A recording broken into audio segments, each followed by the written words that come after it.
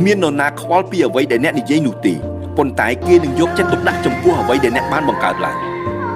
មនុស្សមួយចំនួនស្រមៃចង់បានជោគជ័យខណៈអ្នកផ្សេងភ្ញាក់ពីព្រឹកខំប្រឹងធ្វើការដើម្បីសម្រេចវាហានិភ័យដ៏ធំបំផុតគឺការមិនហ៊ានប្រថុយធ្វើដាក់បុគ្គលិករបស់អ្នកឲ្យបានត្រឹមត្រូវដូច្នេះពួកគេនឹងមិនប្រើប្រាស់អ៊ីនធឺណិតរបស់អ្នកដើម្បីស្វែងរកការងារថ្មីនោះទេបុគ្គលិកគឺជាអ្នកកំណត់វាសនារបស់អង្គភាពហើយពួកគេគឺជាឧបករណ៍ផ្សព្វផ្សាយដ៏មានឥទ្ធិពលអ្នកដឹកនាំជោគជ័យគឺជាអ្នកដឹកនាំដែលមានគោលដៅជាក់លាក់និងមានសេចក្តីក្លាហានបដូរផ្ដាច់ជាមួយចក្ខុវិស័យហើយធ្វើឲ្យចក្ខុវិស័យនោះកើតចេញជារូបរាងបើទោះបីជាមានឧបសគ្គយ៉ាងណាក៏ដោយជ្រើសរើសបុគ្គលិកដោយផ្អែកលើចរិតនិស្ស័យតែក្តីស្រមៃមិនងាយបង្រៀននោះទេជោគជ័យដ៏ធំបំផុតកើតចេញពីការមិនខ្លាចការបរាជ័យ